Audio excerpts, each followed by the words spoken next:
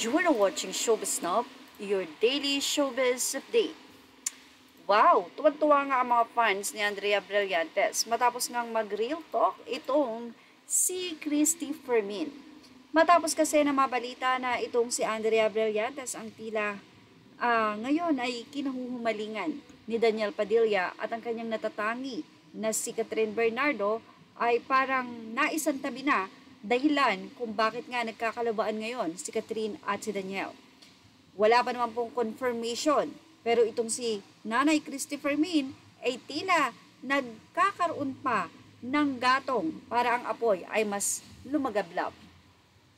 Nag-real talk kasi itong si Christy Fermin at sinabing wala raw binatbat si Catherine Bernardo sa postura ni Andrea Brillantes. Pinagkukumpara ngayon ng ilang netizen sina Andrea at Catherine dahil sa issue ng love triangle di umano kay Daniel Padilla. Sa naging YouTube channel ng Showbiz Now na, sinabi ni Wendell Alvarez na mayroon daw siyang nakitang photo collage sa social media kung saan ipinagtabi ang mga larawan nila Andrea at Catherine. Hindi ba si Andrea nakaganoon? Siyempre, mayroon siyang may dibdib siya tapos si Catherine naman flat. Nakalagay doon flat, siyempre maraming doon bumoto kay Andrea. Saad ni Wendell. Maliban daw sa blank ni Andrea at Catherine, pati raw lips at balat ng mga ito ay pinagkumpara ng netizen. Tapos yung lips niya, Andrea na nakapout pa ng ganoon, di ba yung makapal, si Catherine naman daw ay flat yung lips niya ganoon. Lalo na yung sa skin, pinagtalunan niya ang skin. Na-dry daw si Catherine ang sepa ng nasabing kolumnista. Say naman ni Christy Fermin, kung postura at postura talagang may ilalaban yung Andrea. Wala talagang binatbat si Catherine.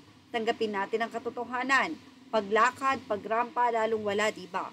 Model-model talaga si Andrea. Hindi siya po pwedeng mapintasan sa ganoon. Wika niya.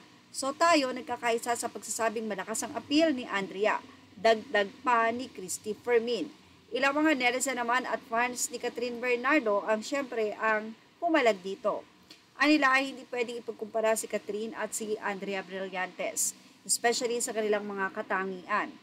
Well, parehong ang sikat ang dalawa, parehong famous at pinag-uusapan sa social media, at talaga namang ang kanilang Instagram, pag nag-post si Andrea at Catherine, ay daang libo kagad ang views. Kaya naman sa pagiging sikat ay hindi po pwedeng ikumpara dahil halos talagang pantay. Pagdating naman sa kanilang kagandahan, pareho silang may kagandahan. Ang tanong, may katotohanan ba ang ibinibintang kay Andrea na hindi rin niya masagot-sagot? Nang tanongin ni Luis Manzano ay paligoy-ligoy din ito. Well, ano nga kaya ang dahilan kung bakit siya in-unfollow ni Catherine? Yan ang ating Showbiz Snob update. Images are all credit to the rightful owners, and thank you for watching Showbiz Snob.